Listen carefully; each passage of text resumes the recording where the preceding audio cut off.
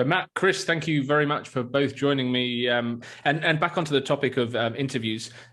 When you send a candidate for an interview, Chris, are you hoping that they're going to call you afterwards, right? But are you hoping they're in there for a decent period of time, or is it a bad sign for you when someone calls you after 15 minutes and says, I think that went well? Well, I always hear, I think it went well. I've never, it's so remarkable how many times I hear it was great, it went well, I think I aced it. And the exact opposite is the feedback from the hiring manager, right? I don't know if I've ever, if it's happened very far and few between where I actually had a candidate come back and say, yeah, Chris, I sucked. It wasn't good. I didn't hit it off. Go ahead and pull me out of contention. Like that's very seldom happening to me. I wish it would happen more often, especially to be truthful about how it really went. Unless, I guess two parties see completely different perspectives about the candidate feeling like it went super great and the hiring manager thought it was just horrible. But yeah, it's a tough call, Ben, because sometimes they ace it and the hiring manager knows right offhand within the first 10 or 15 minutes that they're a shoe in and they're exactly what they're looking for. And then sometimes they cut it off within the 5 or 10 minutes. So it's always, I guess a crapshoot, so to speak, as far as what the actual results are. And I'm kind of just sitting on pins waiting to hear back what the real results are. I can't really take the candidates' feedback once they give it to me because I know it's based on what I've seen over the years. I have to take with a grain of salt because unfortunately their decision or their opinion doesn't really matter at the end of the day. It's more about what the company and the hiring manager comes back with. Yeah. Matt, will you always honor the hour slot, even if you know straight away, good or bad, if they're right or wrong, or the half-hour slot, or however long they're expecting the interview to be? Yeah, I'll keep the whole time. I think it wears on you if you have like interview after interview after interview, and they happen to be the last. It's more a fatigue issue rather than time with them. But again, I think there's value in just it's like networking. If you look at like networking and it's not so much about the recruiting aspect, it's like, this is either going to work out this way or that way, but we're networking here and getting to know each other. It doesn't need to be a burden. So if they were a no, if you knew that they were a no, would you spend the rest of the time coaching them or giving them feedback? I haven't. I'm pretty good at going through the prerequisites before to get to that point. I think it is helpful too that we've got internal recruiter that filters as well. So I don't necessarily, when I've got that, I think it's a different story. Going to times past when I haven't had an internal recruiter kind of filter through those, man, it's been a while. But yeah, there's definitely times where you just need to cut it short. And I think it's hard when I've done recruiting lunches when you're stuck.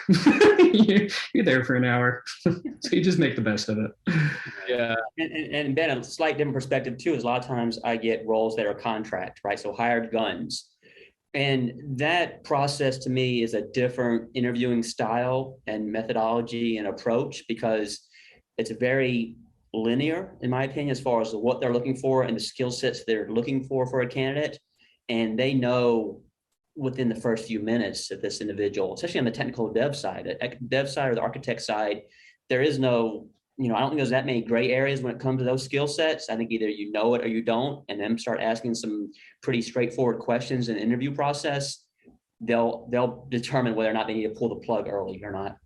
Yeah, I think that's actually a really good point. The level of tech that you need to know really does change how the interview can go too, because and I feel like it's courtesy to actually bring on your tests a bit earlier. If it's, you need somebody with good dev skills, like you should be bringing that on in the first like couple interviews. Let's not waste time if that's like the main skill that you're really looking for.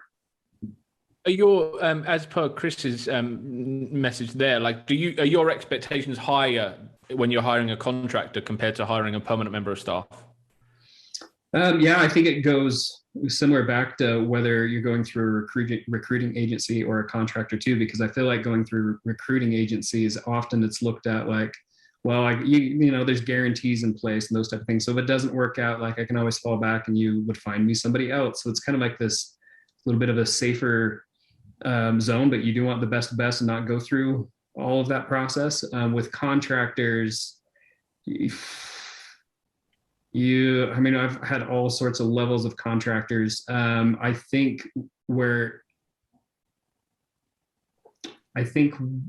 the majority of contractors is mainly companies that hire, though, not individual contractors, which is a little different and gives you that fail safe as well. If somebody doesn't work out, great, they just bring somebody else on. So I find the advantage of going with a company rather than a person when it comes to contractors. Yeah, we don't have so much of that here. Like, obviously we have consulting partners, but we tend to have individual contractors and permanent staff. And then if you outsource a project, then you'd go to a company. But yeah, it's interesting because I think everyone now feels they can be a contractor in the market because there's so much demand. But actually, when Chris mentioned gun for hire, right, you're hiring someone with a specific set of skills, and it's not so much about the long-term game and the culture and things like that. You need someone to come in and deliver. I did just hire two contractors this summer, and you're right. It's a much quicker process though.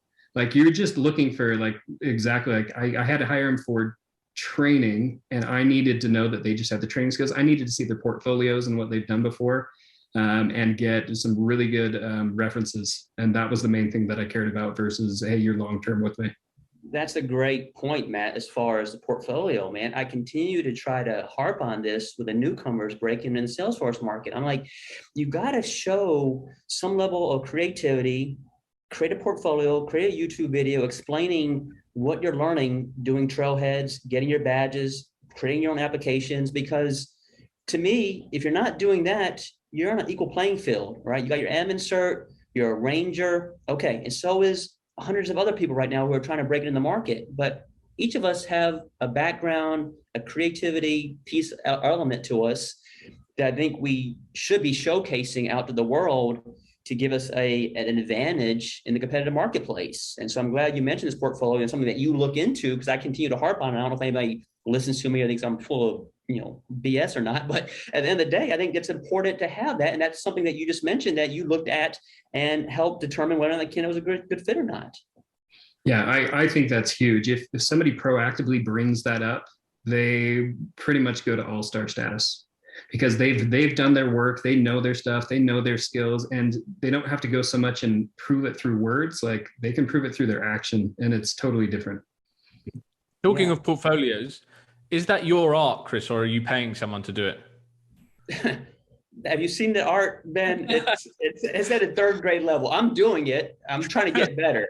I had someone, a Salesforce consultant, ask me if my 7-year-old was drawing those pictures instead of me, but I'm doing the artwork that I'm posting on LinkedIn. I know it's lousy for now, but my goal is to be better over time. And and what I'm trying to do with this messaging as far as artwork goes, and I thought about this some. I'm like, I'm not scared to put myself out there and get ridiculed or whatever as far as these pictures that I'm drawing. And my thought is that hopefully someone else will take that to heart and be willing to do the same thing with their Salesforce portfolio. It doesn't have to be perfect.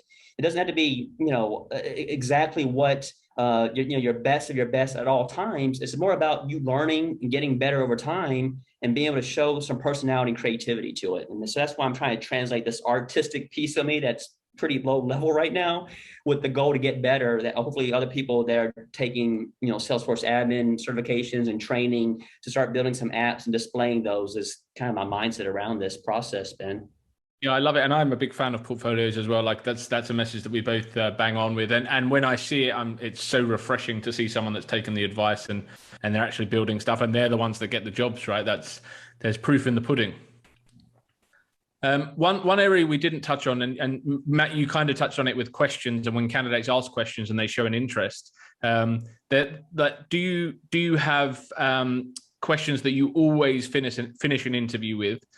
Because I see sometimes hiring managers will ask every single candidate when they're available, like how quickly they can be available, even if the interview went bad. And I feel that gives the wrong impression to a candidate, because they then think, oh, that I must have aced that. I've just been asked how soon I can be available. Is that something that you just think is ingrained in people, that, oh, I have to ask that because it's an interview? Yeah, I definitely think it's ingrained in people. I would say my last questions are always, I try to give 10 minutes or so to the candidate to ask whatever questions they can. So it's definitely, my questions are more like, what else can I answer you? But I try to steer away from asking those type of questions, and unless I am ready, and it's more statements around kind of what I was talking about earlier. I will go over how the interview went in the last couple minutes, and based on that interview, let them know like if I feel like they're good to move on to the next step, and we will go ahead and try that out. If they can go on to the next 3 steps, based on and et cetera, or if I just don't feel they're ready for this position. I don't want to do a disservice to either them or me at this moment in time. So I try to just lead with that. Yeah, I mean, Chris, that must be something you hear a lot of as well, like people coming out and saying, "Oh, they asked these questions, so I'm sure it went well." And I think, like you said, most people feel it went well anyway, but that kind of reinforces it. Yeah, just to put a bow on the top of the conversation at the end to determine what if there's next steps and what those are, or if there wasn't. I mean, I don't know how clear you can get. Like if you interview with Matt and he says at the end, I don't think this is a good fit based on where you are and where we're looking for. And for the candidate to come back to me and say, Chris, I'm an excellent fit. Can't wait to hear about next steps. I'm like, what conversations did you just have? Because that's not what Matt said. Yeah. So what's the gold standard of feedback in your opinion? And I'm talking like after an interview, so the candidate leaves. Like what would, especially Matt, if you're working with your internal recruitment team, what would you expect of them to be delivering to someone? It's like true next step direction. Like where are you compared to this position that I'm hiring for? And is this going to work or is this not? Like that's how it should be. And how quickly? Yeah, and how quickly too, for sure. And that's where those questions do come in again. As we're filtering, and I've got the first person that asked. Usually, the first person who's interviewing is asking those questions, so I already kind of know with their basis. And if anything, I'm more confirming, like, oh, it sounds like you're interviewing with other groups right now. So I think it is a valid question to ask up front, just because it goes back to what we were talking about earlier too. Like if you're wanting to hire this person and they're at the end of a hiring process with like a couple other companies, you kind of need to move a little bit faster if you really care to get that candidate. Because if you don't know that, like you'll lose them really, really quickly. Mm-hmm. Chris, what do you think in terms of like how quickly should a company be giving feedback after an interview? Within it really depends on, if it's a panel, right? And so you have 2 or 3 different people, I can understand it takes a few hours or a day to collect the information and provide a summary about what went on. But if it's one-on-one, same day, worst case next day, why should it take any longer than that? And it could just be a few short sentences describing, what the thoughts are there. Yeah, and I don't think it should take more than a few days, all in all, regardless of how many people are involved in the conversation. Yeah, and regardless of the time, that should just be communicated at the end of an interview too. Of like, hey, I've got a panel. We need to all meet together. Right. We're meeting on Monday. I will get to you by the end of day Monday and let you know where we are. Like, it's not difficult to actually communicate those things. You've already got a plan for it. It's not difficult, but it's crazy how many times it doesn't happen. And then people are just left wondering. And like I see these things on LinkedIn sometimes where people say, like, I interviewed for this role 3 months ago and I just got a rejection email. And it's like the whole personal touch is taken out of it. And it's just a click of a button and they get an email that says they were unsuccessful. Yeah, it's because they're understaffed in HR is usually what it is. So. And we need to help hire those people first in order to help the Salesforce people. Yeah, and there's certain feedback that I just can't stomach from a client. So like if someone says, they're just a bad culture fit, it's like, well, what does that mean? Like, how can I give that feedback to a candidate just saying you're not the right culture fit? And the worst one I ever receive is when someone says, oh, that because they don't have local experience. I think a lot of the time, people hide behind that kind of feedback, like culture fit. It's like, well, you just be honest, like what, because a candidate can't work with that. Like if it comes down to communication skills and that is the honest feedback is that, we wouldn't be able to put this person in front of a stakeholder because their communication isn't clear enough, then that's so much more useful for the candidate to know than for them just to hear that they weren't the right culture fit. Yeah, agreed. So just to sign off, Matt, if you could give one piece of advice to a job seeker preparing for an interview and also a hiring manager, one separate piece each, what would you say? Well, come interview with me first off, because I'm a little bit different, that's for sure. I believe in the philosophy that it is better to focus on one company in a day rather than 1,000 companies in a day, and do it right. And go through that job description and tailor your resume to that job description, and make sure that you can actually meet that. And it's not that you need to meet it 100%, but try to meet it. If you meet it 75%, even 60%, like, a lot of times you're going to be just fine. But tailor your resume to actually meet that individual company's needs. And then from a hiring manager, I think it's more a time thing than anything. But if hiring managers could actually take a little bit more time to just not look at a piece of paper and realize they're people, and go inward and have a little bit more intuition rather than just like outward, like, great, more words on paper, it's life-changing.